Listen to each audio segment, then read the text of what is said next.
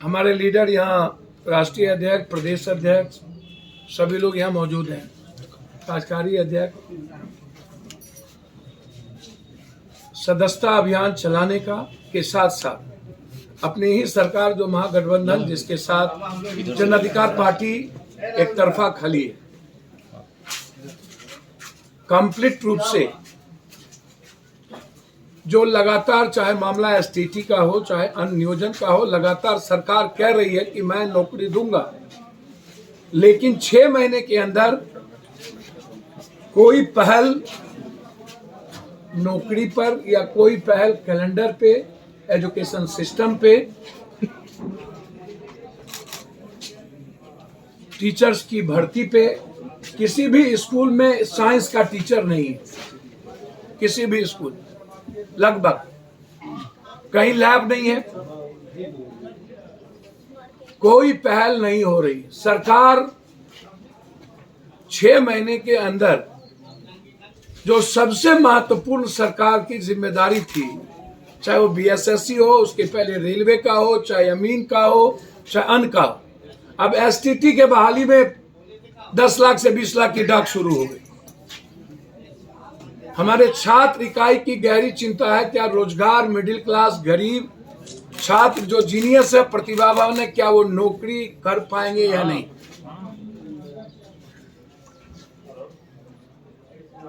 यहीं से शुरुआत आज थी। हम लोगों ने 3 महीने के अंदर जिला से प्रखंड, विश्वविद्यालय से कॉलेज, कमेटी और मिनिमम 5 लाख सदस्यता अभियान मिनिमम छात्रों ने मुहिम चलाने का निर्णय लिया। 5 लाख कम से कम यूनिवर्सिटी, कॉलेज, सिर्फ छात्र की, मिनिमम, मैक्सिमम जितना हो सके। और कॉलेज कैलेंडर से लेकर के छात्र मिडिल स्कूल तक, नीचे तक, जो लगातार अब तो तनख्वाह देने की भी स्थिति नहीं रह गई। 3-3, 6 महीने में तनख्वाह मिलते हैं प्रोफेसर के, अन्य लोगों। एक यह दूसरी जो सबसे महत्वपूर्ण मुद्दे हैं, वो सबसे बड़ी बात मैं आज आपको 2-3 बात पे कहना चाहूंगा। मैं सबसे पहले उदय नारायण चौधरी और आलोक मेहता जी को आज कुछ आग्रह करना चाहूंगा कि अक्षरकटवा ज्ञान से कुछ नहीं होता। आलोक मेहता जी, पहले तो आप ये जानिए कि 10% आरक्षण वाले जो लोग हैं, उसमें ब्राह्मण समाज के जो शासन है वो पेशवा और मराठी के अलावे कहीं नहीं।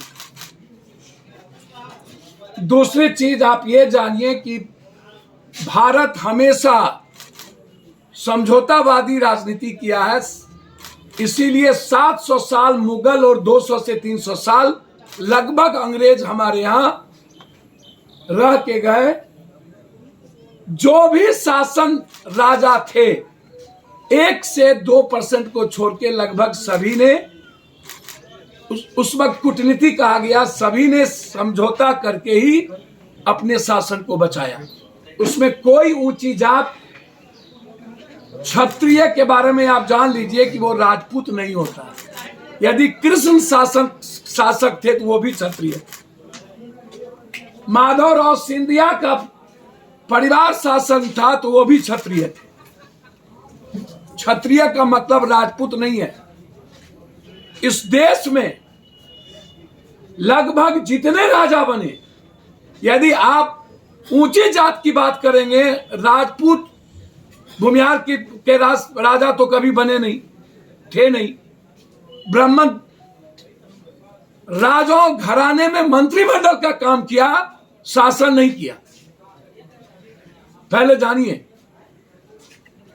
इस कंट्री में जब कभी राज शासन हुई, उसमें इन जातियों को छोड़कर सबसे दूसरी जाति के लोग शासन में थे। आप उठा के इतिहास देखिए तो कौन समझौतावादी था? दुकान चलाने के लिए जब आपको जिम्मेदारी दी गई CICO और भूमि लिटिगेशन मामले को, आप जैसे शालीन आदमी जिस तरह की बात आपने की, यह गलत है, इसको मान लेना चाहिए।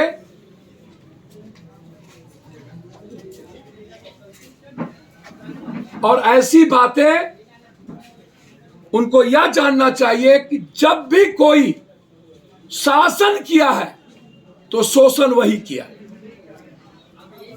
दुनिया में जिसका भी शासक रहा है, शासन किया है, लंबा शोषण। चाहे मायावती ने शासन की तो क्या वहां दलित एक्ट लागू नहीं हुआ और सबसे ज्यादा शोषण नहीं हुआ एक्ट का? लालू यादव जी शासन किए तो यहां क्या यहां पर शासन नहीं हुआ? शोषण नहीं हुआ? कुछ तो शोषण यहां भी हुआ।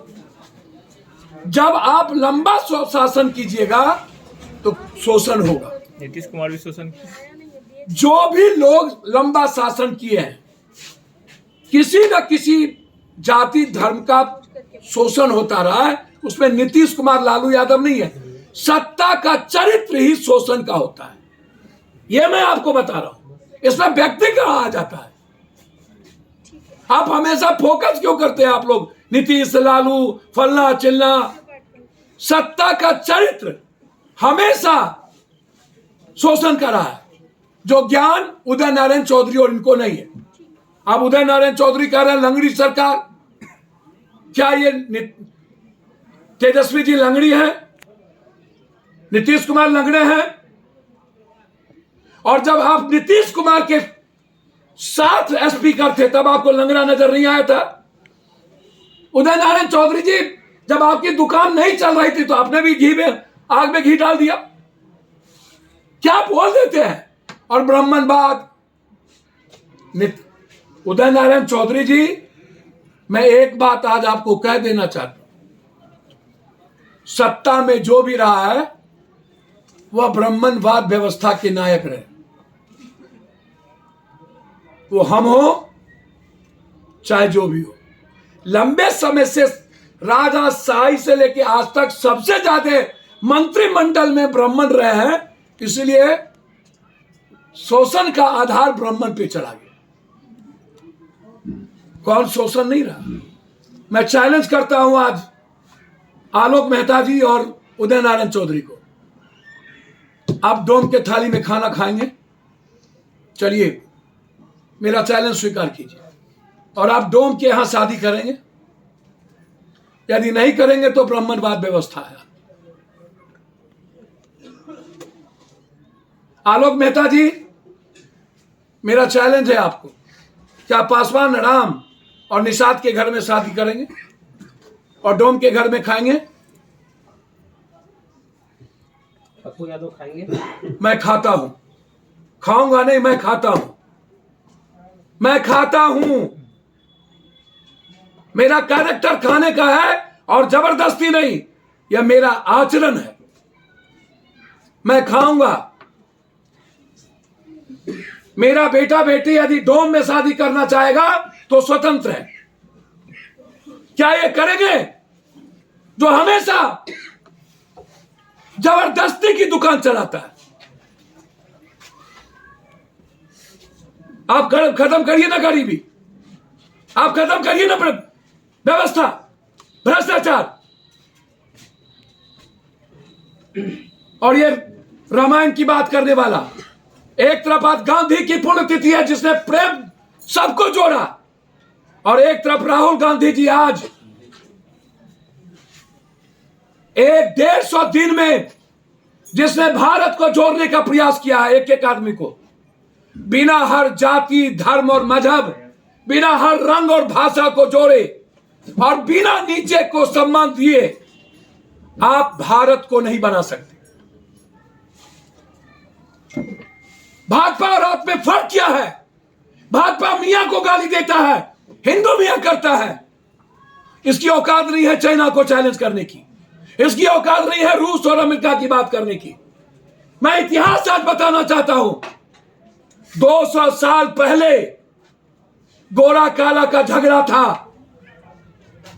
अमेरिका में काले को पट्टी बांध के रखा जाता था। और जब ये शब्द अमेरिका के बड़ी डेमोक्रेसी में खत्म हुई, एक बार भी गोरा काला का सवाल नहीं हुआ। फिर हजारों साल के बाद जो शोषण, जो धर्म, जो जाति 1000 साल से है, आज जब आर्थिक आजादी की बात है, भारत में ही हिंदू मियां क्यों? भारत में ही दलित गैर दलित क्यों? भारत में ही शोषण की नींव डोम चमार आदिवासी क्यों? भारत अमेरिका से क्यों नहीं सीखता है? क्या कारण है कि अमेरिका तरक्की की बात करता है? मात्र 2 डेमोक्रेसी होने के कारण एक बार भी अब काला की चर्चा नहीं होती है। भारत में बीजेपी मात्र हिंदू मियां, मात्र हिंदू मियां, हर बातों में हिंदू मियां, और क्षेत्रीय बाटी हर बातों में जाति को गाली दे। तारन, तारन का मतलब देखना होता है। अक्षरकटवा ज्ञान न रखिए। जो अक्षरकटवा ज्ञान रखते हैं ना, उनसे मैं आग्रह करूंगा, राम के कैरेक्टर को अपना लीजिए, हनुमान को जिंदगी में अपना लीजिए, और 95% जो उसमें ज्ञान है उसको अपना आइडियोलॉजी बना लीजिए। 1% को छोड़ दीजिए। 1% के चलते अपनी दुकान चलाना और बीजेपी का एजेंडा तय करना, ये सब के सब लोग बीजेपी का एजेंडा तय कर रहे हैं। एक तरफ राहुल गांधी परेशान है जोड़ने के लिए, गांधी ने गोडसे की गोली खाई भारत को एक करने के लिए, और ये लोग कभी तारन, कभी हारन, कभी 10%, कभी ब्राह्मणवाद, कभी लंगड़ी, कभी टंगड़ी। स्पीकर थे तब लंगड़ी नहीं थे नीतीश कुमार। अरे 2024 के लिए संकल्प लेने की जरूरत है। जन अधिकार पार्टी महागठबंधन के साथ पूरी मजबूती के साथ खड़ी है। सवाल पप्पू यादव के चुनाव का नहीं है, सवाल भारत बचाने का है। हम रहे ना रहे, भारत की डेमोक्रेसी, भारत का संविधान बचना जरूरी है। इसीलिए आज ये प्रेस कॉन्फ्रेंस है। प्रेस कॉन्फ्रेंस का सीधा मतलब है कि अब बीजेपी महागठबंधन को तोड़ने के लिए लालू यादव और तेजस्वी पर हमला करेगा, उसकी इंक्वायरी बढ़ाएगी। जब नीतीश कुमार को हिला नहीं पाए गाली गलौज के अलावे, अब गठबंधन को तोड़ने के लिए तेजस्वी और उस पर हमला करेगी। और दूसरी तरफ बीजेपी इन लोगों के पीछे लगी है कि ऐसे ऐसे मुद्दे हमें दो जिससे हम जनता में मजबूत हो पाए। इसलिए आग्रह करेंगे तेजस्वी यादव जी से और नीतीश जी से, ऐसे लोगों को साथ रखना हो आप रखिए, लेकिन भाषा पर रोक लगाइए। इतिहास का ज्ञान नहीं है तो उस पर चुप कराइए। मेरा आग्रह है कि दलाल कोई एक जात नहीं थे। यदि काला पानी हुई थी जिसमें सबसे ज्यादा जनसंख्या आदिवासी, दलित और मुसलमान की थी, तो उसमें 40 से 50% ऊंची जात में ब्राह्मण का भी था। आप उठा के देख लीजिए। मैं उनसे पूछना चाहता हूं, 4-5 नाम ही दूंगा, ज्यादा नहीं। आलोक मेहता जी, चंद्रशेखर आजाद कौन जात, लाला लाजपत राय कौन जात, पंडित राम प्रसाद बिस्मिल कौन जात, रानी लक्ष्मीबाई कौन जात, तात्या टोपे कौन जात, मोतीलाल नेहरू कौन जात जिसने पूरा इलाहाबाद दुनिया को दान दे दिया, पंडित लाल नेहरू कौन जात, गणेश शंकर विद्यार्थी कौन जात, महाराणा प्रताप कौन जात, ये मैं जानना चाहता हूं। यदि भारत की आजादी में चाहे राजाओं ने जिन कारणों से अपने अस्तित्व को बचाने के लिए उस वक्त समझौता किया था और अपनी संपत्ति बचाया मुगल और अंग्रेज से, तो उसी तरह अंग्रेज ने आजादी के लिए अंग्रेज से जब हमारे राजा लड़े तो उसमें 50 से 60% ऊंची जात के थे। खाली गाली देना, सबसे ज्यादा यदि तोप और बंदूक का गोली खाया वो आदिवासी, दलित है और मुसलमान। और नेतृत्व के शासन में सबसे बड़ी कुर्बानी दी वो ऊंची जात के लोग, नेतृत्व में, क्योंकि शासन के मुख में वही थे। तो क्लियर चैलेंज है मेरा। इसीलिए नीतीश जी, जरूरत है बीजेपी के एजेंडे को रोकने की, इस पर चुप करने की जरूरत है। और जगदानंद सिंह को खाना खिलाने से बेहतर है कितना दिन इंसाफ को खाना खिलाइएगा। लगातार सुधार